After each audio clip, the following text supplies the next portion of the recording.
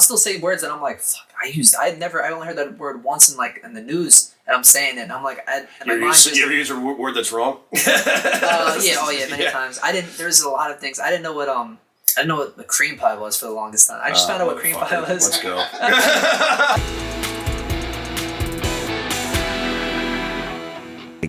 like past at clubs and like they're getting like some of them are being offered like specials and shit. Because I feel like being a comedian and stand-up comedian are two different things. You know, like Jack Black is a comedian, but he's not a stand-up. Yeah, exactly. So I think that's the mistake that they think they could take. Because it seems easy. Before you start a comedy, I'm sure you watch, like, I could do that. No, I was terrified of it. Like, I was terrified. I was an actor for 10 years. I was the easiest job in the world. But it helps your stage presence, though. Acting. You ever taken an acting class? Nah, but I should, though.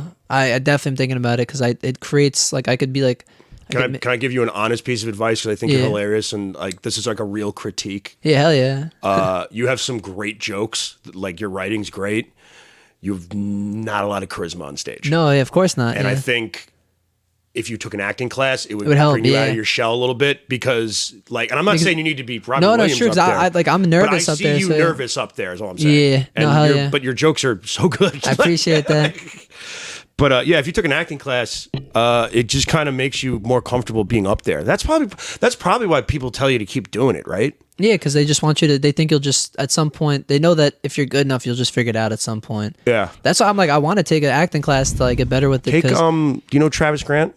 Yeah, I can't remember the name of the studio, but there's one in Nassau, whatever. That's where I live. So. Ask Travis Grant what it was called because I've taken classes there before.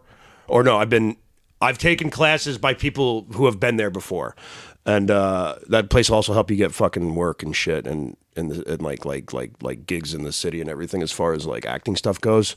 Shit. Teaches you how to get headshots. It's called Scott Eastman. I can't remember what it's called, but if you next time you talk to Travis Grant, ask him what the acting studio on Long Island that he went to was, because it's pretty good. Because it skyrockets your set. Because I've been getting more comfortable, but like my thing is I just move my hands. I'm not like jumping into shit, screaming. Yeah. So like, to be fair, I haven't seen you in like live. I'm only comfortable at clubs. If like bar restaurants, I'm very still. I'm still in the pocket. At clubs, I feel myself. Like a Terry show is moving. I felt it, like whatever. But you're on. I mean, that's those McGuire's, right? Yeah. So it's club shows. You feel different. It's a great stage too. I feel like alive at a club. At the restaurants, I feel like it's too personal. There's no stage. Your eye level. Stop giving a fuck, man. Yeah, it's tough, man. I used to be so like. I'm like, who cares?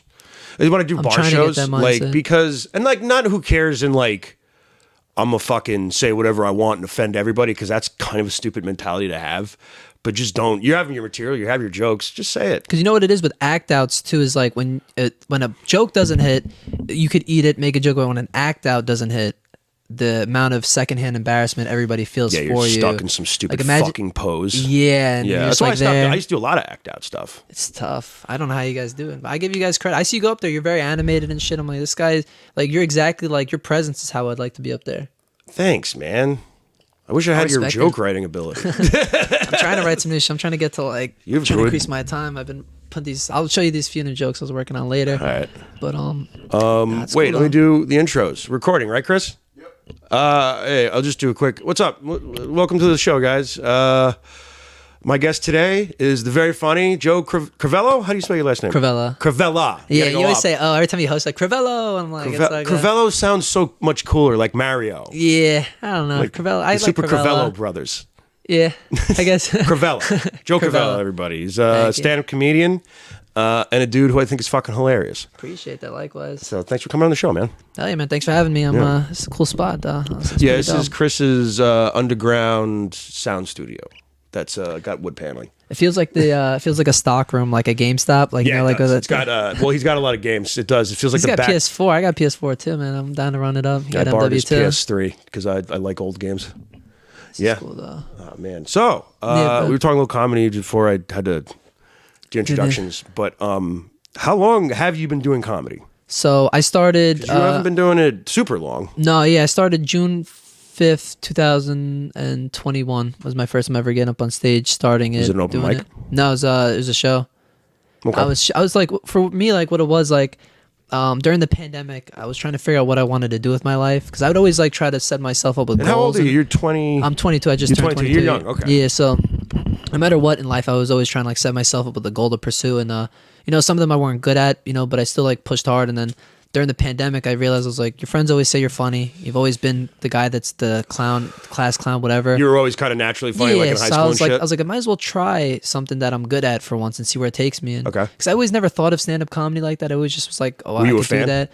Nah, not really. I would watch it here and there. But yeah, just never cared for it. I always figured like I would watch comedy and I would like start making up jokes as I would go on my own of how I would go about it. Okay. And then one time I was just like, fuck it, you know, do it. And then I went to a party like a little bit like later that week, and then one of my friends was like, yo, you should do it, without me saying it. So I was like, that's just like the universe's way of saying try it.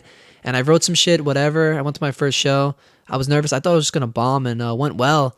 And at that moment, you didn't I was even do like, a mic. Look at you. You're into the stratosphere. Yeah, I was there. So the first thing I said, I was like, hey guys, how we doing? My voice cracked while saying that, because need I remind you, public speaking was my worst fear. I was gonna say, how beforehand? What was your mind state? I was in shock. It didn't feel real. Did you like lose your voice? You said for a little bit, it just cracked. After the first shit hit, I was like, you felt like that confidence, and I just kept going. It was like more of like an oblivious, like, you know when they say ignorance is bliss. Yeah. I feel like I was just ignorant and clueless. Until you got out there. No, I mean like while I was up there, so I think everything kind of worked because of how clueless I was to comedy. Yeah. So I feel like that confidence helped me. You had no like.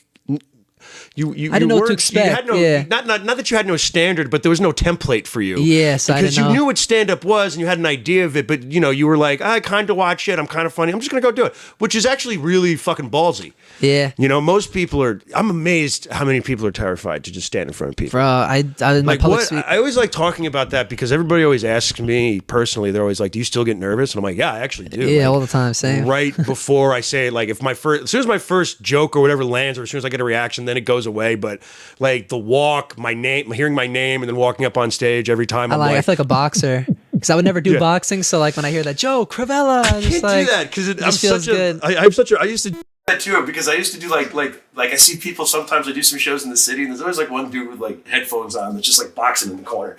No, I just mean like just hearing your name get called up because like I can't be a boxer, so like that's my version. Oh, so this is your the call out Joe Crovella, and I just kind of walk up there, smile, shake the hand, and I do my first joke. And once it hits, I feel good.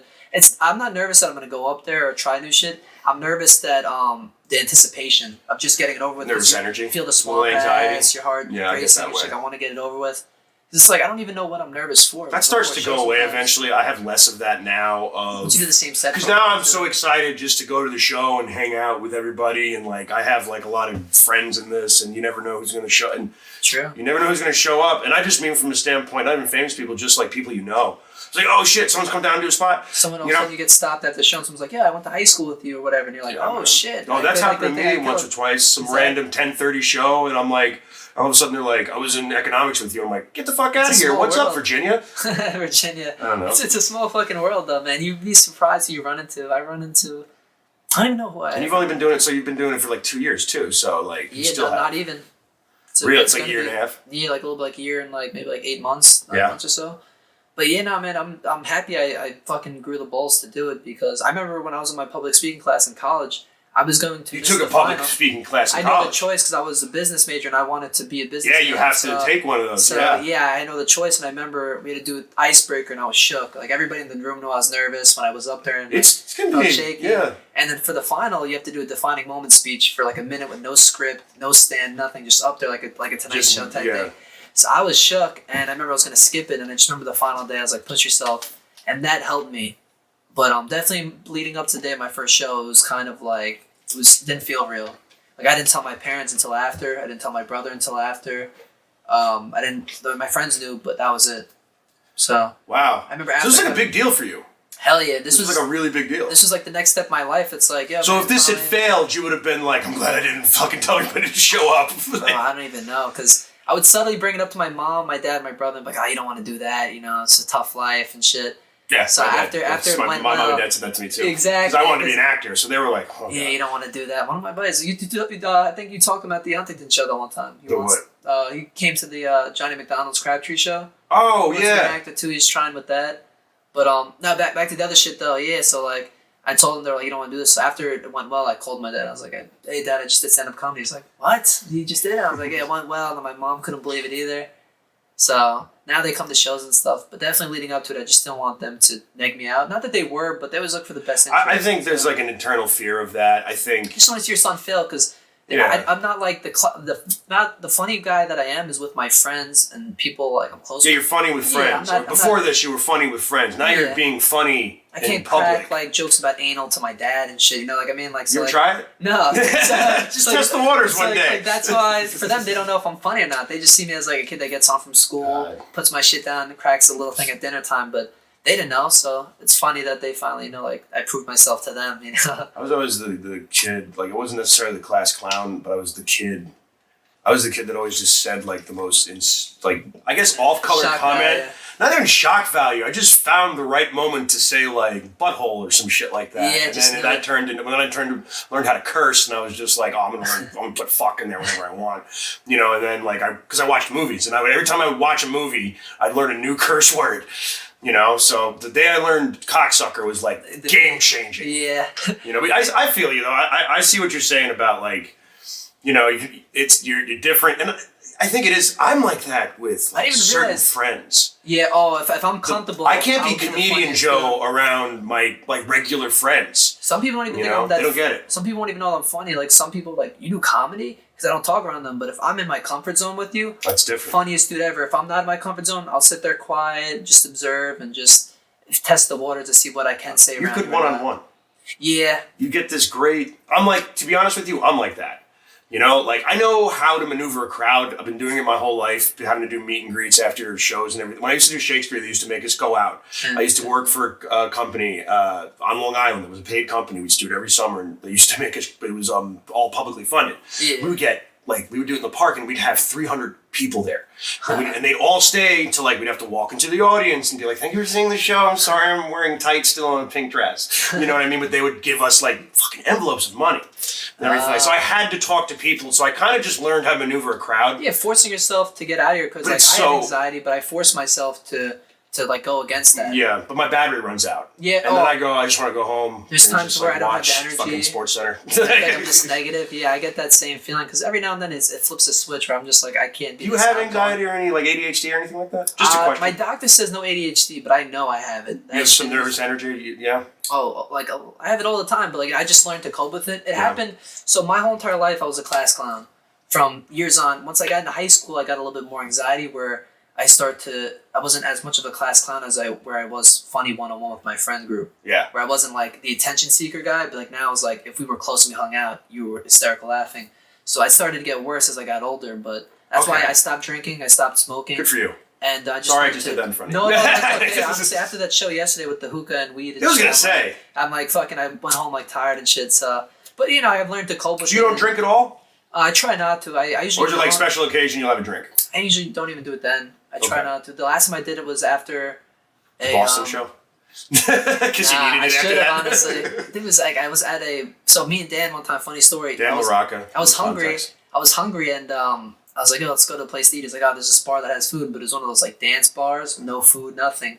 Really? So it was like a club? Yeah, so it was basically a club. Couldn't even get apps?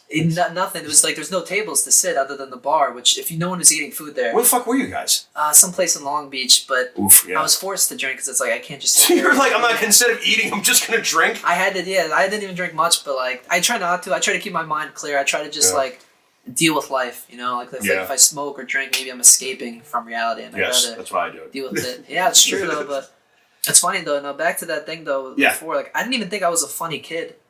For me, just were you. It was just so natural to me where people would be like laughing while I'm talking about real shit, or that's why I never got into comedy because I never thought I was funny. I was just being me, and I just thought I'd be that guy that's working at a cubicle cracking jokes for the rest of my life. You were like, wow, man, that's some zen ass shit. That's I'm comfortable being that dude. I have a theory to that though. When you're talking about when you're a kid and you cursed, I believe people say you're born funny, you're born athletic. I think that when you're in the developmental stages, this sounds like I'm a stoner. No, go ahead. The developmental stages I'm sorry. of your youth. Your mind picks up things like a sponge. So when you're young and you watch funny shows, you learn that sitcom mindset. I watched a lot of stuff. Creative movies where you got like... I watched a lot of movies, but here's the thing. I got like a growth spurt, like early on. Like I was like tall, young. Me, it's the opposite. So everybody just thought I was 18, so I would just like buy cigarettes, and I would always there was a big deal in the video rental store that I grew up near, that you had to be 18 to rent any rated R movies or be with somebody, but they just thought I was 18. They just gave it to you. Yeah, exactly. Crazy. So, but I used to but I would go and watch like Pulp Fiction. I would go and watch. That's what gives you a creative mindset, though. That puts you. Everyone else was watching like Mom and Dad Save the World or some shit like that, and I wanted to watch movies because all of the cartoons I watched referenced all of these like Goodfellas and all this shit. 100%. So I was like, this must be a really good movie. And I'm kind of happy that like my parents weren't like floaty parents, like hippies. Yeah, because dirty hippie parents. Because like what it did was like those people that are strict, like they you had rules and shit. Yeah, they breeded those kids to be audience members. They breeded me to be the guy that tells the jokes. Yeah. Because a lot of these parents, this kid can't play this game. You can't say this. You can't watch that. Me, when I was younger, I'm like 8 years old watching George Lopez show, watching the Wayne Bros, watching funny things. I watched Wayne Brothers too. That was a great show. As a kid, your mind picks it up. And I was learning to be the outrageous funny kid where those kids were just being breed, hey, you can't watch SpongeBob after 8 o'clock. Yeah, anytime I was told that I can't watch something, you know what I mean? My parents never wanted me to watch South Park. I wasn't allowed to. I was allowed to watch South Park. I would always try to. And my parents would fall asleep on the couch. Yeah. I would commando crawl on the ground. And because there was like the couch, and I would like go next to like the arm of the couch. I would grab the remote control, and then I would flip the channel to 50. Because they were dead asleep. And then I would sit in a little hallway so in case they woke up, because they could be like, oh, what happened? And I would just watch South Park, and then I would go to bed. So similar, man. Same exact shit here. I was watching movies I shouldn't have been. I was watching all that. But that also informed you, because now you have a lexicon. Now you know references. Street smart. Exactly. It kind of makes you... People. But that's what helps in stuff like comedy. Like... Sure. You either have to be like really good at writing, you gotta have the personality of a motherfucker to do this. But those shows develop you though, because when you're young is when you have the most confidence, when you don't have anxiety. Yeah, so, now I started comedy too late in my life. But the thing is that the reason why, even though you have anxiety, you're still able to deal with people and make people laugh, because at a young age, you infiltrated your mind with that type of shit. Yeah. So it's in you. You know what I mean? Like even if you do feel nervous, your body could still react and act a certain way, because you're watching funny shit your whole entire life. It's who you become. Like a little kid. When you're 4 years old, 5 years old, and your dad's watching the Mets game, psychologically, you never held the bat before. You never threw a ball. Never really got into that shit. But you watch the guy holding the bat, and then when you're 8 years old and you join Little League for the first time, you're the athletic kid. And it's like, this kid's good, and it's because he's good because his mind picked up how to hold the bat. And that goes to the same thing with comedy. You're watching funny shit when you're 8, 7 years old. You're gonna be a fucking funny dude your whole entire life. Yeah, man. So because that's because you're right. Your brain is developing, and it's what you're picking up. So I watched The Simpsons. I watched movies like that. It's gonna make me want to be funny. You learn subtle punchlines where your life. Yeah, there's things you say for movies as a little kid, right? There'll be little things that you'll say, which is like a quote from a movie, and you pretend that, and then you learn. Then you figure out what that is, and then you do your own version of that. True. Nah, it's very true, man. You learn to be a sitcom. You smart motherfucker, man. Yeah, I tried. I don't spread this wisdom to a lot of people. But this is the kind of shit I like talking about on here. It's true, man. I'm very philosophical with that type of shit. I'm a theorist with like everything. Yeah. I made up this study on my own. I didn't read a book about it. I just kind of thought. So I'm like, it's just kind of crazy. No, that's pretty. I mean, that's just pretty. Not like, I don't want to say commonly known, but that's pretty. I mean, your brain's developing. You're picking up those social cues. Stuff, and like, think about this, man. There's my dad never watched a lot of sports, right? Yeah. But he loves the New York Giants. Like, that's his team. And that's the only team in sport I really love to watch. Like football, but not even I'm not deep into football. He would just watch when the Giants are on. And that's when I watch. I'm not watching the college games, Exactly. And but that rubbed off on me, but also I watched fucking, John Candy movies and fucking movies about Animal House and shit like that. Like John Belushi, Blues Brothers. I watched all that shit. Great movies. And I think also too, you probably relate. Have you ever said a word that you didn't know what it meant, but it fit the context of what you're saying? You're like, I don't even know that word. I can't believe I said it. But that's because of the psyche. You picked it up somewhere. Yeah, exactly. That's how your mind picks up shit, and that's where it goes with the comedy thing where I was talking. That probably happened more when I was a little younger, like your age. Yeah. Because I was still picking shit up. I'll still say words that I'm like, fuck, I only heard that word once in the news, and I'm saying it, and I'm like, you ever use a word that's wrong? Many times. There's a lot of things. I didn't know what, I didn't know what the cream pie was for the longest time. I just found out what cream pie was. Let's go. Wait a minute, you didn't know what a cream pie was? I thought it was something you buy at the supermarket. I mean, it is, but it's also something else. No, I know. I would see on the website, I'd be like, cream pie, what the fuck is this category that's so popular that millions... Wait, so you're telling me you were on porn sites and you were like, are they selling baked goods on here? I just figured it was a term. I knew a term of something gross, but... My friends would say it and shit. I would just pretend like I knew it. Like, that's so funny. And then one time I was like, you know what? Fuck, what the fuck is a cream pie? And then they said it. And I'm like, funny. I love cream pie. But, yeah. Oh, yeah, that's great. Now I know what it means. But at least you were like, ew, what? Yucky. I found out what that was like 2 years ago. Not even. I'm new to cream pie. I'm new to cream pie. I'm a rookie, man. Oh, yeah. Man, now I'm just cream pieing all the time. Yeah, bro. It's new shit. That's some shit you pick up, man. Now you know how to use cream pie. With like sex terms and shit, you have to learn through somebody, because you can't just figure out what a cream pie is on your own. Like, if like eventually your friends say some shit, you'll hear some shit in the movie, right? Like, you watch like American Pie or some shit. Like, I'm trying to think of something specific. Sex references, yeah, you learn what like. And they're like, what's like reverse cowgirl? I can't remember the first time I heard that in the movie, I didn't know what that was. Yeah, exactly. So luckily the internet was spry with wisdom. I learned like what these shits are from movies. Oh actually. yeah. I think I learned a lot from. I think movies were more. You know the Patrice bit, right? Where he talks about all the fucked up ones. You never saw that? Nah. He talks about the Houdini. He just goes through all these horrible fucking sex things. He's one of my favorites. He's a genius. If he was still alive today, the world would be different. Did you ever listen to, you know who Ron Bennington is? Remember Ron and Fez back in the day, an old radio show? They used to be on during like Opie and Anthony era. Probably not, unless I saw a picture. But yeah. Everyone, listen to some great stuff. Listen to old Ron and Fez. There's some great shit. But Ron Bennington, he's a comic. Yeah. He's a Boston comic, but he does a show. I can't remember what it's called, but it's like an inside the actor's studio, and like the first episode is with Patrice, and it's like, if you want to learn a little bit about comedy, because it definitely taught me. I just have to remember the name of it, but it's like if you type in Ron Bennington, Patrice O'Neal interview, it'll come up. It's called like The Talk or the Circle or some shit. Probably like definitely that. Popular. It's on you have Sirius. What's it called? Unmasked. That's what it's called. Unmasked. And the other great one on there is the one with Dave. They did a live one with David Tell that's really great. I love David Tell. The first time I saw, so he was never a favorite comic of mine. I was at the Comedy Cellar one time. It was like 3 a.m. It was a late show. He knew one of the people that were there, so they let us go in for free and whatever. Yeah. And bro, he murdered so crazy. It was so good. It was magical. Where I left home that night like he's one of my favorites. That's the impact. Do you ever go and see you still like try to see comedy if you can? All the time. I watch comedy all the time. You go like head first into it a little bit more? All the time, bro. I either watch it on my phone, because before I got into comedy, I studied it too. I wanted to see what changed, what's the same, what works, what doesn't work, what jokes are hacky, what jokes are been done. It's hard for me to watch myself back. Oh, so it's easier. I just record myself. It's easier for me to listen to my voice than it is to watch me. Both is tough for me, man. Yeah, Unmasked. Anybody that likes comedy or is interested in learning something about like what goes into this, listen to Patrice O'Neal talk on Unmasked. It's fucking great. But like, is that really like?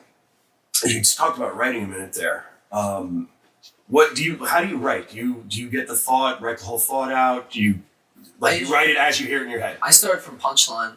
Do you get the punchline? Yeah. I'm more of a premise guy. I start with premise usually. Yeah. Sometimes I get the premise. Like there was one it's weird, man, because it's like a lot of my jokes aren't true stories. I just come up with it because it sounds funny.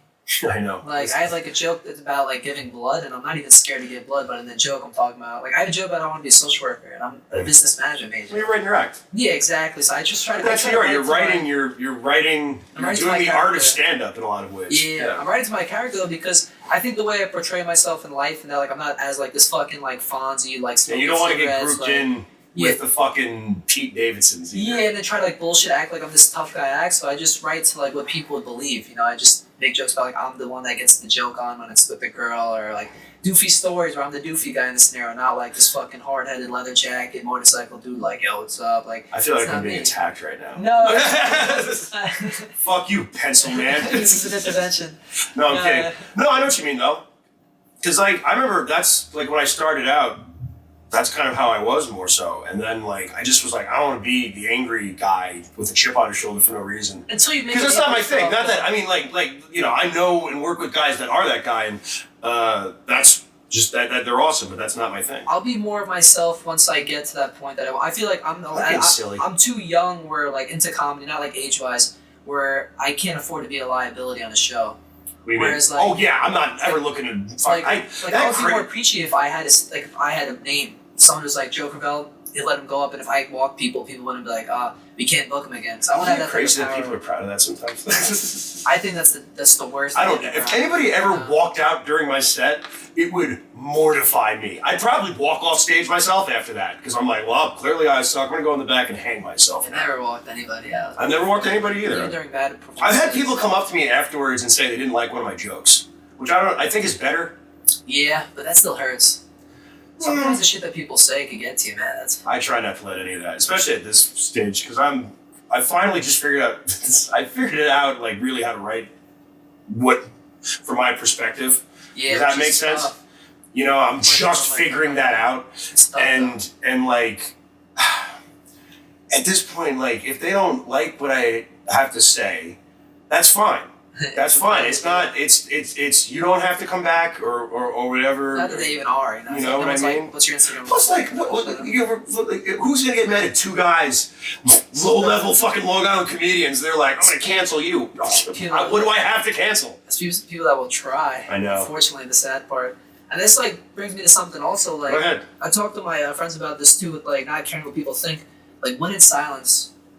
Like for instance, like when I talk about that is like. When you're at work, like I work at Dick's Sporting Goods, okay, and I deal with some miserable fucking people that come in and talk shit. Retail, you always do. Instead of me being like an alpha and being like, yo, fuck you, don't talk to me like that, I just smile and say, all right, sir, have a good day. Hope everything works out. Yeah, let it roll off you. Because I know that at the end of the day, I'm going to do what that makes me happy in life. You fuck this guy. Miserable, so I take that one in silence because I can push him like, who the fuck are you talking to? But instead, I smile, let him think he wins, and then I go off and win in ways that I appreciate. Yeah, that's... Then you go through life easier. If you're gonna punch you in the face, you might as well smile. Yeah, like I don't post what gigs. Like I post gigs that I want to get people at, but I don't post when I'm at somewhere. Like I'm not there for attention. This isn't to make people think a certain way. This is for me, you know. Like, yeah, because it makes you happy. Like you seem like a dude who really is like, this is my passion. Yeah, like, I don't mean to get a little queefy. Yeah, I'll get a little queefy. But like, you do seem like a dude who does this because it's weird. In love with it, not just love. Yeah, and that's like a fucking cool. That's why I do it. I can't not. I learned because I stopped acting. I learned when I stopped acting for like 2 years about. And then right after that I started doing this was like it killed me to not like perform in front of people. Yeah, because I liked it that much. I wasn't too happy doing that, and then I started doing comedy. I'm like, that's it. That's what I should have been doing fucking back when I was 22. Instead, I went and got a fucking master's in Shakespeare. Honestly, when I first started comedy, I didn't even come in with that mindset of I loved it. I learned to love it as I went on with it. You were doing the but you were literally going in cold. Yeah. You literally went on a blind date with comedy. Which is good. And it worked out. I'm happy I didn't take a class beforehand because it kind of structured me a little bit, humbled me with certain scenarios, but it was good. I have no regrets. I haven't taken a class at all. You know what? A lot of people say don't, and some people say do. Yes. I think just trust every instinct you have in your mind. If you say yes to do it, there's something. It's good for a reason. A lot of this is just showing your face. Yeah, true. Everywhere. And we were just actually before recording talking about that a little bit and like how some stuff has sort of worked out for you and worked out for me and just be from like just by showing up at a place, but even if you don't get a spot on something. Sometimes it's got downsides. Sometimes you'll show up, you get a spot, you do bad. Other times you'll show up, you'll get a spot and do good. Yeah. And you can't regret any decision because if I that show was something yesterday that was brutal. Yeah. If I had not gone to that yesterday, I would have to regret that I missed out on it. Exactly. So. No regrets, and even during but you showed up, and I learned what I did wrong. I learned to this is what I have to fix. I have to be more prepared. Yeah. So even every bad performance is a win in my opinion because I learned something from it. And it's good to be humbled every now and then because you'll go on a hot streak where you're killing and you start to feel like Eddie Murphy and shit, and all of a sudden that one bomb is like, okay, calm the fuck down, kid. Yeah. You're not who you think you are, and that's good though. I remember. That happened at Broadway Comedy Club, and I just remember being like, that always helped me. Just like that sad walk back to the train, and like on that train, I was like, I quit, I'm done with comedy, and then I fuck. I told this story in here before. Of just I just woke up the next morning and been like, all right, I gotta go to Mike, but because I thought about my alternatives was to just go get a job and just be because that's it. There was nothing. I don't want to do that. Miserable before comedy. Once you find something you love. Yeah, right. Like most jobs suck. Aren't you amazed by people who like just suck it up and just like get reamed in the ass by life every fucking day? I talked to a dude about this actually recently. We're at the bar at Governor's, and I said to him, I was like, the one thing is that when all my friends graduate college, they're gonna be regular people, and I was like, I still get to live this high school lifestyle. Yeah, it's awesome. It's an exciting lifestyle. Let's be honest. We're also slightly man children. That's why we do it. Like we're never really gonna grow up in the sense. You're just around a party environment your whole entire life, even if it's not like this fucking like club type of scene. No, but it's still more social than it would be if you got married and had 2 kids. Oh, 110%. Yeah, this shit is. I'm 35, so everybody has kids around me now. Like old comics. I mean, you're not old, but like older comics. Are young. Like, even like I was talking to Hugh Murray about this. Oh, Hugh Murray's older than me. Yes. But I was like, you guys still stay young. You guys still wear nice shoes, wear nice jeans. Like you're not dressed like Alan from 2.5 Men. Oh man. Like you haven't like clipped into that. 2.5 Men. Good call. Full. John Cryer. This kid's going places. I'm telling you. Yeah, but like that's what, when you get older, that's when you start to dress. Like you start to turn into a dad. But when you're a comic, even if you're in your 30s and 40s, you're still a young dude wearing shit. You know, like I would never assume you're 30. Really? Yeah, but that's. I got a good face. The rest of this is a real bag of shit. That's good though. Yeah, it'll creep up on you though. Shit. Thanks, man. Yeah. Thanks, old man. We didn't alcohol and stuff slowly. No, and honestly, the benefit you have is I wish I started when I was your age. I wish I started younger than my age. Dude, there was a kid at a show. I just did a show the other night. He was 18? 10. Yeah. Oh, that shit. Grayson, whatever his name is, this kid Grayson. I give him a shout out because he's a cool kid. Only Long Island would allow a 10-year-old in a bar to tell jokes. What was his jokes about? I was about like high school and like being by the locker, I think, and like stuff with his parents. It's all like stuff with his parents. Dan said the funniest fucking shit. He sent me a picture. I said, LMAO, I wonder what this kid said was about. He said breastfeeding. That shit was hilarious. So, like, honestly, what life experience does that little kid have? It's no life experience. It's all about getting, like, it's all like talking, and that's what it is. But like, there's something about it where I'm like, if he does this, like, imagine if he keeps doing this for like the leg up he has on people when he gets to be 20. Like, if he seriously goes. 10 years of fucking like. Imagine I told you I've been doing it for 14 years when I was 21. Imagine I was like, I've been doing this for 14 years. He's like, crazy. What the fuck? Since I was 12. But you can't have any regrets of when you started though, because you probably weren't mature enough back then. Like I say, I wish I started when I was 16. But if I had started when I was 16, I would have been talking about dumb fucking shit, and I would have never had any character. I would have just been talking about. What's that Eddie Murphy joke? He could only when he was young, he could only talk about taking a shit because that's all he had done. Yeah, it's true. It's very true. That's bullshit. And I've heard comics that I really like and like I get and like respect the shit out of. Say like maybe it's almost better if you start later in your 20s because you've lived life at that point, so you can comment on life. And that's to be fair, you're 22, so it's not that you have no perspective whatsoever. Even if I start to talk about relationships to a certain you've never had like a real. People are gonna be like, "Who the fuck is this kid? He's not married. He's young, fucking." He's experienced no trials and tribulations, is what they look at. Exactly. So I can't get away with saying a lot of shit. That's why I say I can't talk how I truly feel on stage yet until I make a name for myself. Because I'm still at the stage where I have to play the cards right. I have to play who I am or what I seem like. Is this your business degree coming into play right now? No, this is just like, I feel like for me this is like more like a logic standpoint because I could go up there and talk about politics and whatever. I hate that shit for me. I don't mind when other people do it. I don't like to do it, but I'm just using it as an example because it only get me as far as to where I am right now. Exactly. Because I won't go above and beyond that. But once you make it like Bill Burr, he played the TV sitcom way, and then once he made a name for himself and he was on TV and had credits, he flipped the switch. Which, to be fair, he got more famous after he did that. But that's he was like a day player at the time. He stayed on the train and then hopped off at the right time and he switched it around. That's the comics. They start off clean. They play their cards right. They get on TV and then they switch. Well, sometimes It's like back when like guys like Seinfeld were coming up. It was like you had to be clean. You had to be clean. You couldn't get work if you weren't clean. Squeaky clean. You know, and like I remember. I did the dirtiest joke. I remember I was that guy. Yeah, Did you ever see me do this where it was like I jerked off in front of people? Nah, but I could see it. Thanks. That's fucking weird, man. Podcast over. I can just see him on stage, just rubbing, pretending to rolling up. I did, and I committed to it too. I stared at somebody, and it was all shock value. And I stopped doing that probably about 3 years ago at this point. It's like one of those things where if I'm in a desperate, where if this crowd's drunk and they don't care, I'm like, I'll pull this out of my ass. I can eat up 3 minutes with this right now, if I really want to. But I used to do that, and after a while I was like, but I started my set with a very clean joke. I did this on purpose. And I realized I liked it because that joke was clever. It's a bit about people falling asleep. When you have people who are alcoholics, you shouldn't write shit on their face because it's not going to help them. Instead, you should write motivational quotes or Bible verses or some shit. Joke. I love that shit. But it's just a very clean, you can say it anywhere. I love that joke because you can say it anywhere in any environment. It usually gets a laugh. And then I would end with something so unbelievably filthy. Disgusting. About covering my... Remember that episode of South Park where Randy jerks off too much and he gets covered in his own semen? Yeah. That's what I was mimicking. That's when they took away the internet, right? Yeah, exactly.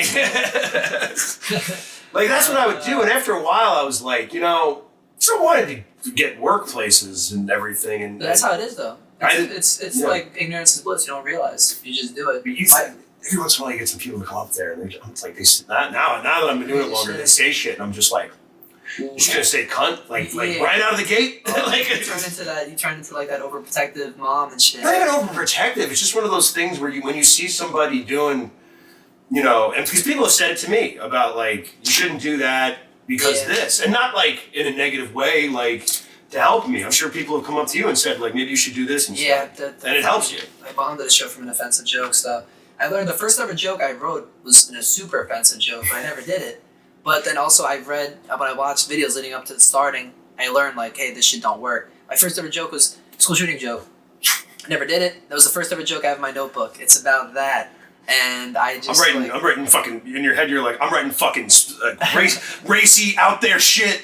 I'm not going to pull any punches. School shootings. I didn't give a fuck. I had to stop doing a joke that I wrote that I didn't realize was a school shooting joke until it was too late. Yeah, I think John may have mentioned that to me, but I don't think that was really a school shooting reference. It was a Mortal Kombat one. Not really a school shooting. Dude, for some reason, I would have good sets, and that joke would not work.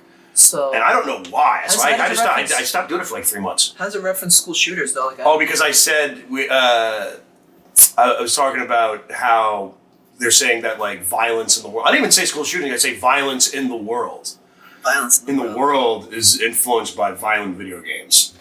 Yeah, that's bullshit. And I go, no, it isn't, because I grew up with Mortal Kombat and no karate man ever came into my school and started freezing us and stuff. And maybe just switch school to something else. Maybe work. That's right, school. Just talk about job. No one ever went into a post office dressed as Sub-Zero saying, "I'm going to finish it." Yeah, perfect. Because now you don't throw that joke. Because when people hear school and violence, they automatically go runs it. They assume the worst. Sorry, my back hurts. It's all right. Hey, Chris, what are we at? I forgot to set my timer. 36. Oh, okay. So we're good. But definitely. Good. Yeah. So I think if you switch job, it's weird, man. One word changes the whole entire set, or one theme. You go from talking about school to club, and then when you get into the whole writing aspect of it, and you're if I put that word there, and it's crazy how that shifts the whole thing or changes the tone of the joke. I'm just learning how to write properly. It took me a while. I just learned that. Shit jokes, barely. I mean, I'm still a juvenile to it, but I'm still learning how to get the formula to what works, the premise, what's nonsense. Also humbling yourself too. Every time you write a joke, you think all these tags are needed and shit, then you have to cut it out. And then less is more sometimes. I always say I start off with the punchline, right? That's how I think of my joke. Sometimes I have to cut out that punchline that got me to write that joke in the first place. And that's the toughest part is. Did you find a better way? Yeah, exactly. So that's the toughest part is rearranging the shit. Because my homeless joke, originally it wasn't oh my god, here's 40. Originally it was talking about just a rant. How does I'm driving a car from 2006. How does he fucking look at me and say, yeah, this kid's got money or whatever? And they were you got to punch it up, and then it turned into something. I would have never wrote it out, but even definitely you're right though, because it's one of those things. Sometimes I'll know something needs something, but I don't know what the fuck it is, because this premise works, where it's going works, but it has no structure in the middle or whatever the fuck. You know what I mean? True. And my stuff is, because I'm especially with your stuff's good because your stuff is very concise. And I can see like when you just told me your writing structure, I'm like, that doesn't surprise me because your stuff is very laser focused as far as like premise punch. But I love that. I love how traditional it is. I'm trying to make it come out more conversation. That's what I'm trying to work on now is how to make it seem like it's a conversation rather than it's here's my next joke, here's the next line. So I'm trying to organic. You want it to be organic. Yeah, I'm trying to like. That's why I'm like I did that. Not actually. Thinking. I did a show a few weeks ago. Help me. Just talking regular. I was like, yeah, man, this shit is crazy. And like, let your personality come out. It's just what's going to make you more comfortable on stage, and it's what's going to make you just bring more of like this side. What you're showing me right now. That's what I want. Yeah, to be on some funny shit like that. The way I make my friends laugh on FaceTime. I know it's my day will come where I could finally tap into that and talk about offensive shit because I like my mindset. You find a way to do it. I don't have a clean mindset. I'm a respectful dude, but my mind thinks in a fucked up matter. Yeah, of course. So I can't wait to unleash that on stage where I could like start to talk about shit that portrays. Oh, you mean that? You mean you're a comedian and your mind may not think the way that others do? Patrice O'Neal starts off I was watching his half hour on HBO and he starts off his set shitting on women. Yeah. Talking about they're just holes. But he starts off like that. They're like, just holes. like off the rip. He starts off saying he's racist. He was like, man, I'm racist, but it's like it's not like, and like I'm like, imagine starting off your set with that. I have to start off my set being appealing and appeasing. Like, hey guys, now. I don't think that could ever work now. Yeah, well, it could if you fucking to certain people. I think people are done with cancel culture. It's gonna get to the point where cancel culture is gonna have no effect. Do you think there is a cancel culture? Or do you think it's just overblown? It exists, but cancel culture is gonna turn into homeless people asking for money. It's gonna be that power where you don't give a fuck. You're gonna keep walking straight and ignore them. Like when a homeless dude comes up to you and says, "Hey man, can I get $5?" You keep walking and ignore them. Yeah, that's what cancel culture is gonna become. Is that homeless dude? It's people are overusing it. Even the word racism is being so overused. Well, it's like the term white supremacist is so overused as well. You're just not gonna care. Someone calls me a racist, and I'll just be like. Like somebody said to me recently because I watch Kill Tony all the time and everything, and that's great. They were like, Tony Hinchcliffe's racist, and I'm like, why? Like, where do you come up with that? Like, no, he's a white supremacist, and I'm like, I don't think that's true at all. Like, well, he has like several black people on his show like all the time. I feel like a white supremacist. In that area of comedy, like the Comedy Stores has like a lot of like African American comics, black comics, whatever we want to call it. But like it's true though. I did a show one time. I started off my set. There was an all-white audience. There was these two like younger black guys. Yeah. So I made a joke. I was like, "You guys probably thought this was going to be Def Comedy Jam night. It's Mahjong night." And the audience was like, "Ooh!" But those two kids were laughing. They laughed. That's all that matters. Like, but you directed it at them. Yeah, but the audience thinks it's racist, and it's like the audience. You guys are looking at me like I said something crazy, but the two black kids are loving it because it's true. It's like I didn't speak some hate speech. I didn't come out saying like crazy shit. Yeah, and it wasn't even that bad of it. I don't think that was an offensive joke at all. It's not.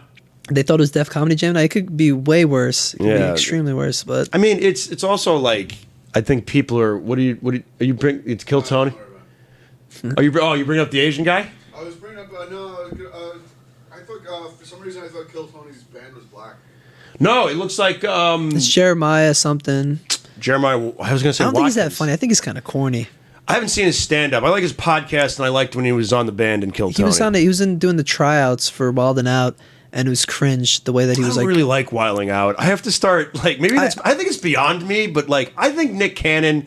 I think my love of him starts and ends at Drumline because Drumline fucking rules. But have you seen his comedy? No, I've never seen Nick Cannon's comedy. I don't even know his music. I just watched Wild 'N Out when I was like in 6th grade, and it just fit right. I don't know. I just watched them, but I don't like him or anything. But you don't like him. You don't have like a poster of him on your wall, the famous Jet Jackson or some shit like that. Old school Nickelodeon fucking. He was Nick the face of Cannon. Nickelodeon at one point. But now he does. Yeah, he has 2-hour specials. He does. He has 2 HBO of his material or people writing for him. I assume his because it's not great because he doesn't really end. He doesn't have like punchlines. Yeah. And he also doesn't joke about that's the juvenile mistake people make is they think it's easy. And he like kisses an older white lady that's in the front row and then doesn't mention it. And I'm just like, people think they come out not like riff on this for 5 minutes. It'd been great, but people think they come out like it's like delirious. That's what I thought too. I thought comedy was going to be. I didn't know you just went out there and talked. Yeah, I didn't know you had to actually have material. I didn't know you reuse shit. My second show, the veil back, and you're like, I have to write this shit. That can also be intimidating to people. For me, it was a little bit safer. I was like, wow, okay, I could actually write some shit. But then also, second show, I wrote down new material. And the guy's like, what the fuck are you doing? He's like, it worked the first night. Keep it. I'm like, what do you mean? He's like, you can't do the new shit every time you get up. It's true. And I remember hearing that too the first time and being like, yes, I can. Yeah, I thought it was smarter. I was like, I got you. And then I learned that I hadn't developed the jokes that I knew already yet. Exactly. And I ended my set forgetting my material too. too. So I ended off the set going like, shit, guys. All right, I forgot what I had to say. Bye, guys. Plus, you want a solid 5 that you can do at any time. So you might as well just work on that. It took me a while. I was doing 4:30 for like almost a year, man. It took me a while, but I knew I was like, I'd rather just fucking be really good at one aspect than just have a shit ton. Like even like this goes to like me playing basketball back in high school. I sucked at it. I wasn't a good dribbler. I wasn't good, but I made sure I was great at shooting.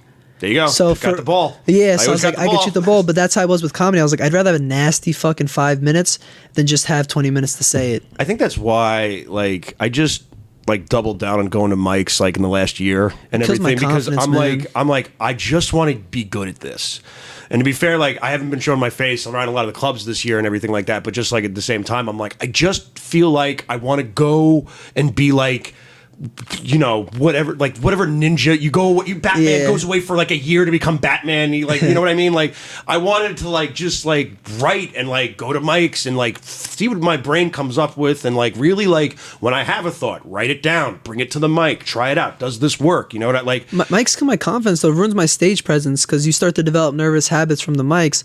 Like for me, I either try stuff out with my friends, I either practice in my room or I just try to get booked more.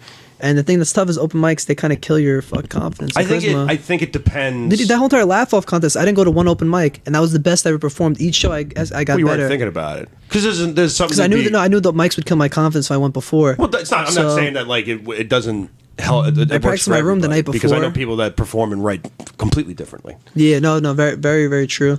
I'm a guy who likes to rehearse because I come from the world of theater. Yeah, so that's what for me. You can do it in your room by yourself. It's not the same. Okay. Because I can know because I'm learning like I know all the words. That's when I want to learn all the words. Gestures in your room. I'm telling you, if you practice, move your hand for certain jokes. Be in front of people. It's got to be in front of people because I'll judge like Sebastian Maniscalco, right? Yeah. I got to get good at saying the Italian names. I'm gonna get punched. Crovella, Maniscalco. I can't. Everything goes up. Maniscalco. Mario to me. But he like you're gonna sit there and tell me that every gesture that he has isn't well thought out. No, of course, but like that's also through practice in the room. Like rehearses in a room by himself. Yeah, but that's why he goes on stage and does it because it becomes repetition. Though. But like you have the confidence, you don't realize it. I have the confidence, I don't realize it. No, so if you practice in your room, like you'll do it. I have this joke. I don't mean to cut you off, but in my joke where I talk about how I broke up with the girl because she wanted to have a kid, and then I do this thing where I go like, I still live at home and go to a pediatrician, okay? But like that gesture I practice in my room, and it just automatically happens when I say that joke now. Yeah. So subconsciously, if you practice in your room and do this shit alone, it'll carry to the stage. So, yeah, but as far as like figuring out like a gesture and stuff like that, I like hearing the reaction from the audience. So and usually if you do like this, usually you get a different laughter. Because you're putting yourself in a comedic position of some sort, you know? But like, and it's usually never like, you know, sometimes when something's too much, if I hear the way a crowd reacts when you do something a certain way, I remember that and I go, okay, I got this reaction when I made this movement. So I got to do that on this. Yeah, that's why it's good to record your videos. I have the brain of a comic book character too. So like the way that like, like do you know that picture of Charlie kept from Always Sunny when he's got all the shit in the wall? He's like, there's no Pepe Silva. That's my brain. When I'm like, no, all of this makes sense. I'm just going to go do it. Like I remember showing people my notes. It's like, what did you write? And I'm like, look at this. And it just looks like the rantings of a serial killer. Yeah. You know what I mean? Like I should have like a picture of Hannibal Lecter next to it, bro, like some shit like that. My shit was so funny. But in my head, I look at that and I'm like, I know what this means. I know how to translate this. I think that's what your process is too, because you're constantly. I feel like you're constantly going over it in your head at all times. Oh yeah, I'm telling you, I used to be more animated on stage. I would be making jokes about myself, so I'd be shitting on myself for being skinny while being animated. People would just die laughing because like this kid is so happy while saying he looks like shit. But that's what's great. I shit on myself. I ruined myself though. Some dude told me to put my hand in my pocket, and that's what made me still. I used to move like this. That's old school. Yeah, some dude told me to do that, but before that, I was very animated. I would walk. Almost too much, though, right? You'd be too back and forth. Only because I would try to be like Chris Rock. When I would try to be like myself, I moved at a perfect pace. I just made this point the other day. The reason why Chris Rock strides is because Chris Rock is on a fucking arena. Like a theater stage. He's also nervous too. If you watch his old stand-up clips, he slaps the mic after he makes the joke He'll hit the joke. Oh, this. He goes, what else? What else? No, yeah, he'll just like boom, boom, boom. He punches it. But I think that's his nervous way where he goes the next joke, he grabs the cord and walks. I still love Chris Rock, so I try to be like him. Yeah. And I'd be doing it at a bar with like this much space. I want to see his new hours so bad. Apparently, it's fucking killer. I hope he dresses the Will Smith shit. How can he not? Apparently, he has. Apparently, it's in there. Okay, perfect, man. You know, that's great. I mean, I love Chris Rock. I do too, man. But yeah, I try to be like him. That ruined me. But then because you could never be. I remember trying to be like George Carlin when I first started. And I'm like, that's what I'm going to be like. One of the greatest fucking. Easy. That's what we were like. Chris Rock, George Carlin. You know, two of the greatest to ever do it. Of course, I'm going to be like that. The only difference is Chris Rock's talking about real life issues. I'm just about how I'm skinny while grabbing the mic cord, moving back and forth. But also, then I started developing myself, and I was moving at a perfect pace. I looked comfortable. People would say it, and then some dude's like, "Put your hand in your pocket. You're moving too much." And then that turned me into a drier comic. So I'm growing up at it. So like I had it. And I lost it. Now I'm trying to have it again. So like now I'm trying to work on how to move. We're figuring out what kind of comic you are, too. Oh, yeah. Because you had an idea of it. It's taking time. I'm using my hands more, but I got to learn to move with it. Like I can't just sit in the pocket and do this. I'm trying to like learn when to pace and whatever. But it's tough though, you know. But that's comic. If it was easy, we'd all be famous, you know. Dude, if it was easy, everybody would do it. I say that shit all the time. Yeah, that's funny enough. I heard Will Smith say that. For real. When I was doing acting work, one of the things I would do is I would go and get extra work because you can make a lot of money real quick doing extra work. You have to work like 12 hours, but if you get like on camera, or if you end up in like a show where you have to wear some sort of makeup and anything, you make actually pretty fucking good money and for real make your rent in like a week for like 2 months. Comedy and acting, everybody thinks is easy. Those are the two things everybody thinks I could do. Every movie I could do that. Easy. For real? Okay. Let me rephrase that. It's easier than you think. It's easier than people think. It still requires a level of skill, obviously, but like I said it before, and I'm like, what? They tell you what to say, they tell you where to stand, they tell you what to wear, they cut your fucking hair for you. They're the ones investing the money. Getting the gig. I do. Have you ever done any kind of like movies or anything like that? Or I've done like small independent films too, and I've done like extra work on like larger set. Like you're a prop. If you're talent, you're a prop. You do not get in anybody else's way because their job is a little more important than you because there are 10,000 of you. Yeah, and there's only 5 guys that can work this particular camera. Anybody can play the tree. The area today. Yeah. You know, and I was just like, it's so it's like you just shut up and be happy because if you just shut up, they fucking feed you the food. I mean, when I would do like extra work in elementary and everything, it was always like some fucking awesome deli from like New York that was some like famous, and they would like, I'm like, what do I have to complain about? Yeah, you have to sit around for a while. That's how I feel with comedy shows too. You do a shitty bar gig, and they're like, hey, yeah, but they're also providing us food. I'm like, okay, yeah, you get your free chicken fingers. Yeah, hell yeah, whatever it is, free soda. I'm like, let's fucking go. This is great. Because I remember at least with acting, like I remember like when I would get those gigs and everything, and then I would fuck off and do some weird play. But I remember when I did Men in Black 3, like Will Smith was on set, and like. Will Smith is definitely a crazy person, but he did say this, and I remember thinking we did a bunch of takes on something, and we couldn't get it right, and like after one of the takes, Will Smith just said out loud, he's like, "This shit ain't easy. If it was easy, everybody would do it." Yeah. And I was like, all right. That must mean something coming from this fucking psycho. Yeah, it's true. You watch comedy, like I could do that before you started. When you watch acting, like I could play Joe Pesci in Goodfellas, but then you realize like I fucking can't. Yeah, exactly. But that's the thing. But Joe Pesci realized how to do it. Like that's what it is. It takes time. All these guys start from the bottom too. A lot of these guys eat shit at some point in their lives. He could carry his fucking stuff around in garbage bags. He moved all of his clothes. He just kept it in garbage bags. He was so fucking good, man. Some of the best people in the world are the ones that are taken from us, and it's like kind of crazy. Like guys like George Carlin dead, Patrice O'Neill dead, James Gandolfini dead. Yeah. John F. Kennedy, Martin Luther King, like all these great people. They'll never make it. You said like all actors, and you're like also these two activists, really good. You know, in general, people that are advocates that really just change the world and do good things are the ones that are just like they're gone. Yeah. It's almost like they're too good for this world.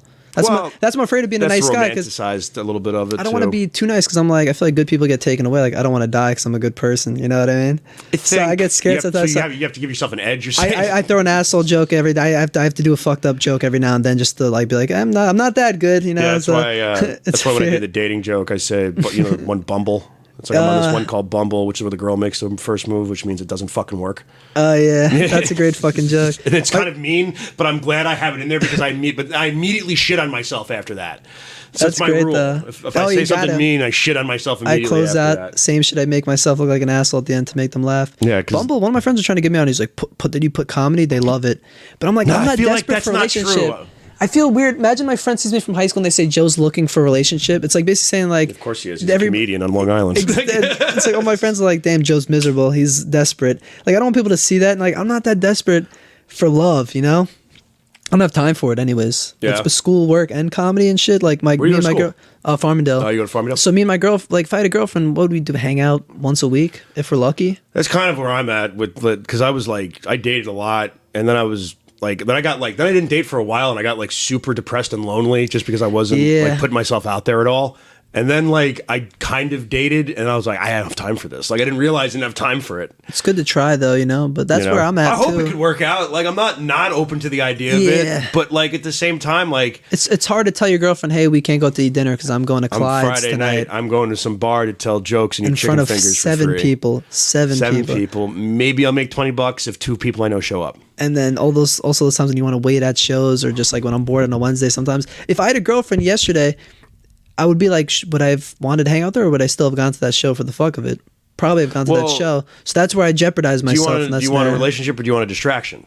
That sounds fucked up, but you know what I mean? But like it turns into it. The relationship turns into a distraction. Yeah, because you get concentrated on the relationship. You can't love 2 things with that much heart. Like I love comedy, but I can't love somebody with the same energy I love comedy. Something's got to sacrifice. And it won't be comedy for me. So that's my thing is I'll hear that, ladies? I'll play. His legs are fucking closed. My legs are closed, man. I got the chastity belt on my fucking shit. You need the code. If you think Joe Crovella is funny and you want to fuck him after a show, don't approach him.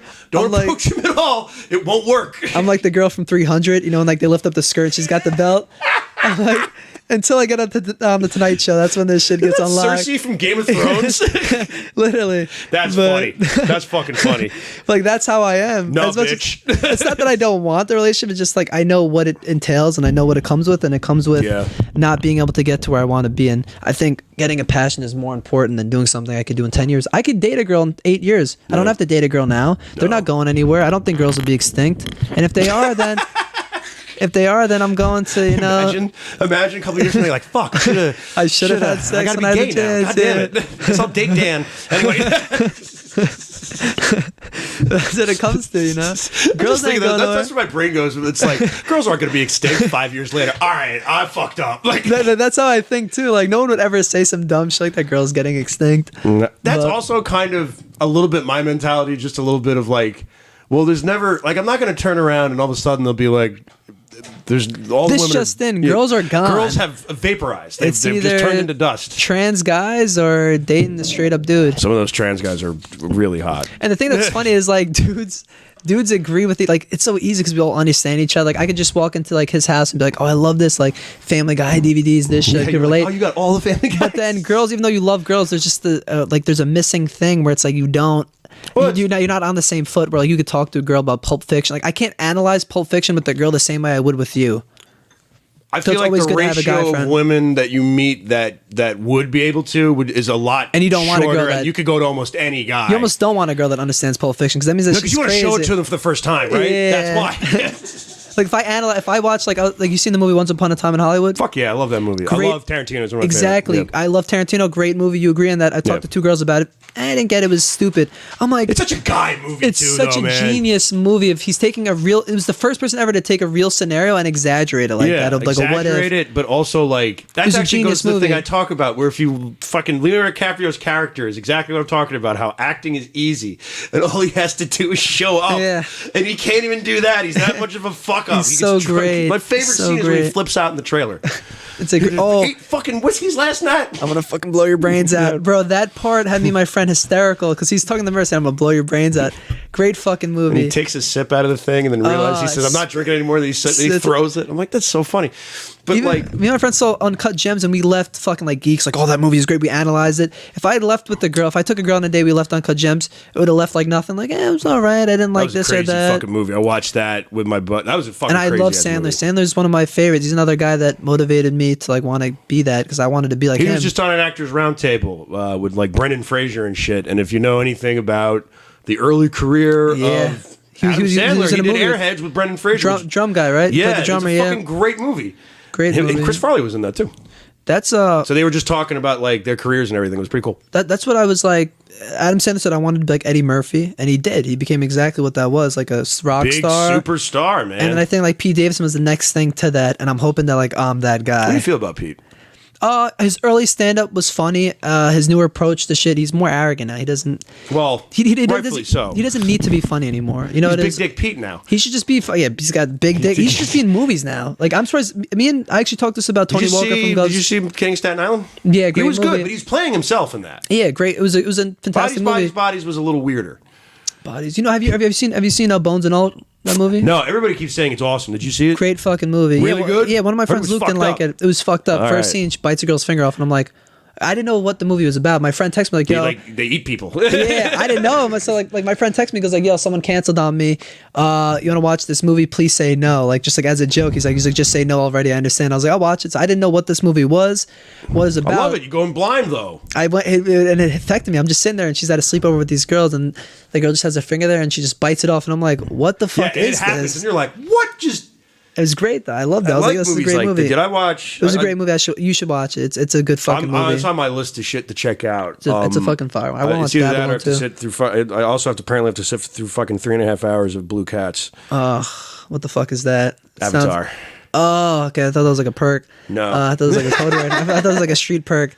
But yeah, no. I gotta go down to see the Blue Cats. I don't even think I watched the full Avatar. The first one, it's visually, it's one of the coolest things you could possibly watch. For its time, it was insane. But like it now, still is, like because he invented new technology to make that movie. It seems like I'm watching like a cutscene in like a PlayStation 4 storyline. See, that's some people's issue with it. I feel like I'm watching Far Cry. I feel like I'm watching a Far Cry cutscene. Like that's how Avatar.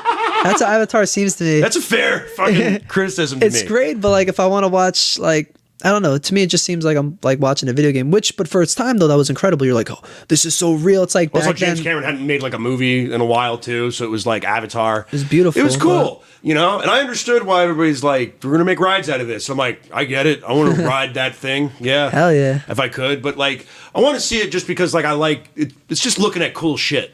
Like there's nothing. I mean, I'm sure the plot is very basic. It's probably a good movie to go stoned into. 3 hours though. And I'll watch some long ass movies, man. There's a dude who's I've sat through The Godfather 2 twice because Savage. That's like I'm a cinephile. Irishman and The Godfather, like the two movies I only watched once. I love The Irishman, but you don't need the last 45 minutes of that movie. You don't need. Too long. I don't care that he's old. I don't give a fuck that he can't walk. Who gives a shit about Robert De Niro? Fuck it. Oh, I got. He's like, no, I did some Mrs. Doubtfire technique at the end with his old age makeup. They all looked old, even when they were young. They looked old. God, he should have just casted new guys. Dude, everybody on YouTube was like, I did this better, and I'm like, why is the industry hiring the YouTube people? It was cool to have Pacino and all those dudes, but he should have hired some new young. Stuff, she got new young Terry Italian McNeely guys. Was actually in that movie. He was an extra in that. For real, yeah, wow! They filmed in my town at one of the supermarkets. Yeah. So that was cool too. But I like certain movies like Batman. I didn't watch that either. Too long. I loved Batman. It's too long. Like I gotta watch. I'm trying to watch that and Elvis. But that's like a thing, and I will argue. I'll only argue the point that when people say like it's too, because people say the same thing about Once Upon a Time in Hollywood, and I'm like. But it's the story it's telling, man. I'm a late night guy, so like during the daytime I'm lazy, and then during the nighttime is when I'm active. But I'm like, do I want to watch a 3-hour movie at 2 a.m. already, and then not wake up until fucking so? So that's where I'm at. Like every day I've been saying I'm gonna watch Elvis, and each time I get to that point, I'm like, fuck it. I love. The guy's good. He's good. Yeah, the movie's ridiculous. Tom Hanks is awful. He was in Once Upon a Time in Hollywood also. Yeah, he was Austin Butler. He was Rex. He played the devil guy. One of my favorite Brad Pitt lines. Motherfucker. Yeah, I know you. You got some dumb name like Rex or something. The devil's work. Nah, it was dumber than that. She's like, shoot him, Tex. He's like, Tex. That's what it was. That scene was gangster. Ending of that movie is insane. If you hate Tarantino, you're just not smart. That's you determined. Yeah, honestly, he's made. He honestly, people don't like his violence. I'm just like, I love it. That's all I tell people. I'm like, I don't know what to tell you. I love his use of violence in movies. He got me into comedy. Inglourious Basterds is legit one of the greatest films I've ever seen in my life. Greatest fucking movie. The Bear Jew, whatever his name was. That Eli Roth. She wrote that part for Adam Sandler originally, but he couldn't do it. Great fucking movie, man. Speaking of Adam Sandler, I think what got me into comedy too is I had a movie idea.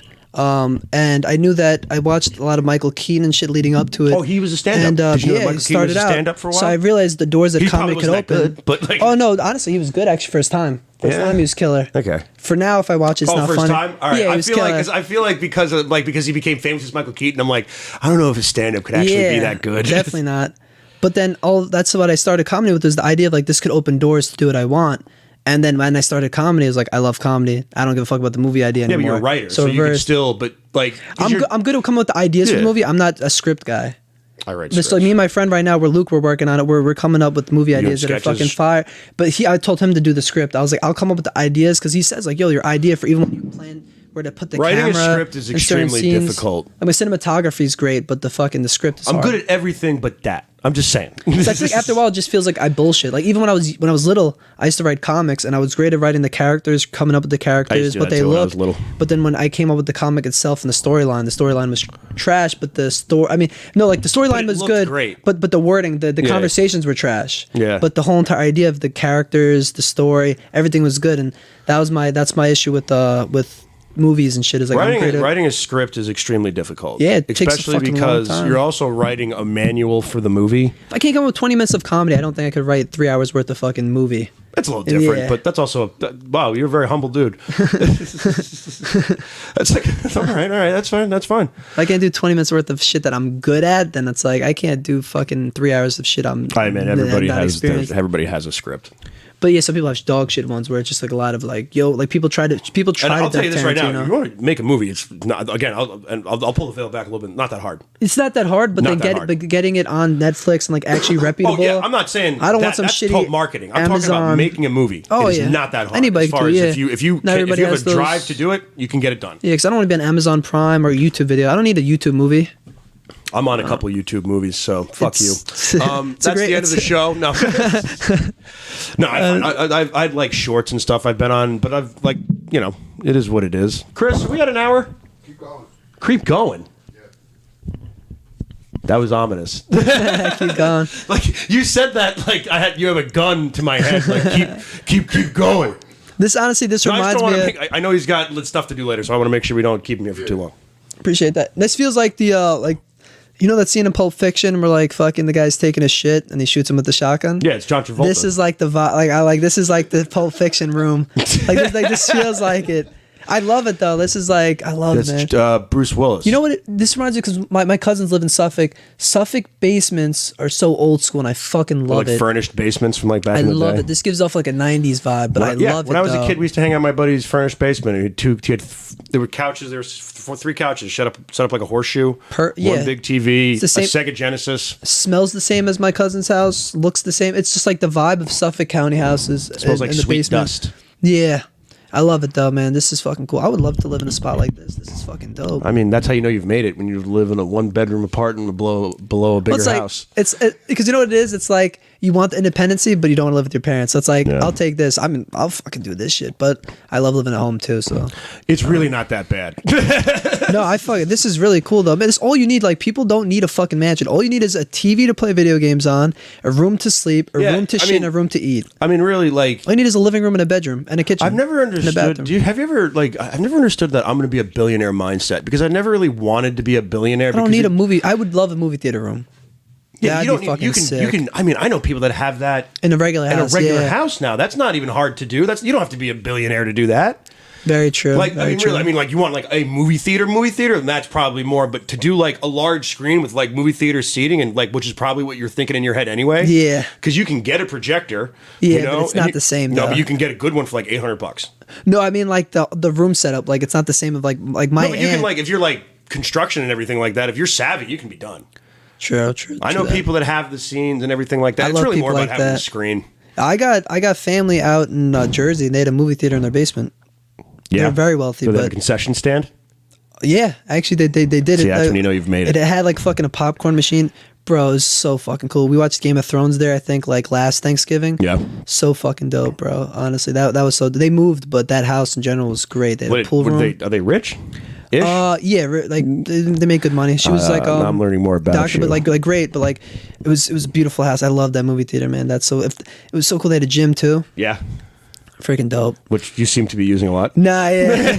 You know what's funny? I hate the gym, man. If I didn't get tall, I feel like I would be forced to go to the gym. Why? Because like, you'd be stocky?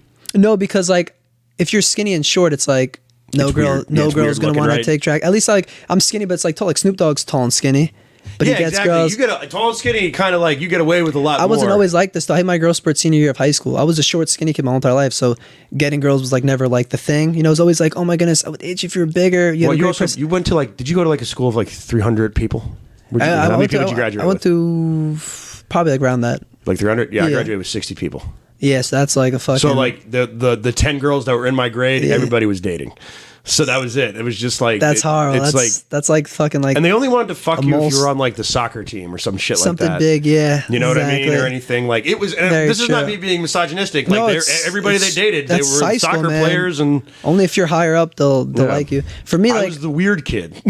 I wasn't necessarily the weird kid, but I was just short and skinny, so I had a great personality. But no one wanted to no one wanted to fuck me. But it was like he has a great personality. I can chop it up with him. Nobody wants to fuck the funny guy. I can talk to him about dudes that I want to fuck, and he'll be a great person to talk to, but he's not the guy I want to. Yeah. And I had my growth spurt, and I seen it change where like more girls would talk to me and shit would change. Especially comedy helps that. After shows, sometimes girls will pull up to me on me. Yeah, you're a lot more attractive than me. That makes sense. Also, but like it's that was never me. You're a good too, and then they fucking. I never had like girls just come up to me. It's usually the guy has to do it. So there'd be times I'd be sitting at the bar right after some girl comes up to me and starts in my face, and I'm like, this is great, man. I never had this. I thought I would have to be the one to do the work and make the move. You're also like young, spry, supple. Yeah. Only if it's a good set. If it's a shitty set, everyone walks out after to look at you. That sucked. There was actually a girl where even the Boston gig I did shit, but followed me on Instagram afterwards, so maybe it wasn't. Man, if you can make one person laugh, that means you got something going for yourself. I think everybody knew what it was, though. Like, no one knew the shit. Like, it wasn't a sold-out room where you're supposed to do good. No. It was a you acknowledge it. Yeah, so. When you do shitty rooms, you're just supposed to acknowledge that they're shitty. No one's here. I like to address the people. Like, if you make a joke. It's funny. You're supposed to do that. If you make a joke that doesn't hit, eat it. No, I make a joke about how it doesn't hit. Every time a joke doesn't hit. ADHD, by the way, because we went through like 10 different subjects in like 5 minutes. That's why he's like, go along. That's why I went to Chris and I'm just like, are we at an hour? Can we call this one Pulp Fiction? Because we're going like in the back. I love it. It's like actually Pulp Fiction, like some Reservoir Dogs type shit. But this has been great though. You've been a great guest so far. Hell yeah, man! I love this shit. Hope you've enjoyed yourself. I am, bro. Yeah, it's worth it. Yeah. All I know is I'm hungry though, so I'm definitely gonna get something to eat after. I'm sorry about that. That's probably my fault. No, it's not your fault. Yeah, give me the munchies. No, honestly, that's the littlest blunt ever, but somehow it's still alive. This is like the fucking. I'm a very frugal smoker. Like I'll make these I'll make roaches last forever. If I have like drug addict like tendencies, it's with weed. Like I'm not. I don't have a spoon, but do you do other drugs? Like I mean, of course, have I done other drugs? Like do you do other drugs on the regular other than weed? On the regular? Yeah. No, I used to do a lot of cocaine. That's kind of normal though. Because it was kind of and people do it. My friends have done it. I just do a lot because I used to get it for free because I bartended a lot. So it just like it was crazy confidence, the environment. Right? Yeah, got laid on cocaine. Never got laid by doing comedy. Yeah, man. Comedy's never got me laid, but like it also gets me opportunities. I turn it down though because I try to like some of these girls, like I'm a very respectful dude. So sometimes I turn it down, ladies. You hear that? Respectful man right here. It's not even like this piece of shit's trying to get laid. You're trying to get laid by like look at me on this podcast. I got stuff out of it. Like some of these girls, I don't know them. It's a one-time thing. You're talking to me after a show. I want to get to know you, but some of these girls just want a one-time fling. Like, hey, you're funny in the moment. I want to fuck you that night. Oh, but I'm like, hey, can I get to know you first? I don't know if you got chlamydia, herpes. Like, I'm scared to get the disease. I mean, so I'm like, good I don't for know who you. are. You're a better person than me. Some of these girls, you never know. I feel like if you're coming up to me to flirt me after a show, really think about it. I'm like, am I that guy? I'm like, no, I'd fuck him. Like, because I'm like, if you're coming up to flirt to me, you're crazy. Like to me, it's suspect that you're like coming up to me out of old people. Like, okay, coming up to this kid, something's got to be mentally wrong. I think girls get horny in like a different way because we're coming off as celebrities and we're not in that moment. Yeah, so for something about that. A Long Island girl, they're like, he's famous. Guy in a band, Enigma. Guy in a band. Everyone's singled out to watch you. You're gonna get laid because you play music. Oh, more so, most definitely. So because not more like just because you're on stage and you're doing something and like I don't know what it is about like comedians. Like I do feel like we're looked at as like mall clowns a little bit. Like girls do. I think no one's ever gotten laid from being funny. A club show that's sold out and you kill, girl will talk to you. That's different. That's the only time it happens to me. And then I have a few bar shows that are filled out, but it's never been at like a 4-person bar show unless the woman that doesn't really look like a woman. So either way, I'm like, nah, probably not. It's not worth the cream pie. You know what I mean? So like, I just write that down. That's funny. I just drive home. It's not worth the cream pie, which is happening to you, by the way. I've had 40-year-old women flirt after Terry McNeally's show. McGuire's. What's it called? You never fucked like an older girl? You ever done that? You ever wanted to? Oh yeah, of course. It's every young dude's fantasy. Is still my fantasy. As I get older, I have to keep like, all right, now I have to only fuck 50-year-olds. Yeah. But there was one time though with that Terry McNeely show, McGuire, some older lady was grabbing my chest, and she was like, rub my chest. Like, how old are you again? I was like 20. This time I was 21. She's like 20. I was like 21, and she was like, interesting. Like her friend kind of pulled her away, but I was like, I was scared. I've had I trying to make fun of you for this. Yeah, it happens though all the time. That lady was kind of cute for 40. Yeah, you know, as older women always come to me. Younger girls is hit or miss. So when I say like I don't do stuff, I feel like I'm going to get torn apart by every feminist for that comment. Nah, because like younger girls, like, I've had like three or four girls around my age talk to me at comedy shows. It's usually older women, but like I'm not trying to like I don't. To be fair, that's the crowds that usually come to McGuire. I'm not a gigolo, you know. Young. You're in an environment where you're probably going to play to a lot of older crowds. That's why I'm like... You're going to play to 40-year-olds. So you might as well let it eat out the pussy of a 40-year-old is what I'm saying. It's exciting the one time, but I can't... It's exciting the one time? To be with an older woman... Thank God you don't drink. I don't want to be a gigolo, you know? Like, I don't want to... Fuck you, Chris says.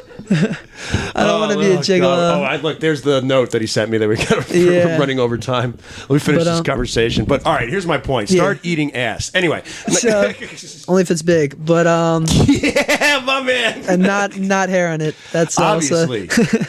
If you eat ass that's hairy, you are down bad and desperate. Fucking go down a swamp creature thing. Yeah, that's like a Marvel movie waiting to happen. Definitely. I would love to have you back on and talk about eating pussy, but we have to wrap up. As much as I love this subject that we are broaching on right now, we've had a very nice conversation. I think the audience got to know you a little bit, so when you come back on, we can talk about some weird shit. Hell yeah. I can show you all the OnlyFans people I stalk. Anyway. Do you have any shows you want to plug, man? I have yours. This Friday I'm doing Governors, but I think it's probably... Oh, it's a Rob White show, yeah. No, it's John Butera's Giggle Room. This Friday? Yeah, no, Saturday, my bad. Saturday, yeah. Saturday. Oh, that's right. I'm going to pop down to that. And then I got a few things. I don't even care. At the end of the day, I don't think comics are going to come watch me anyways. And then my listeners, they see me post my story. So if they're not coming off my shit, then... podcast too.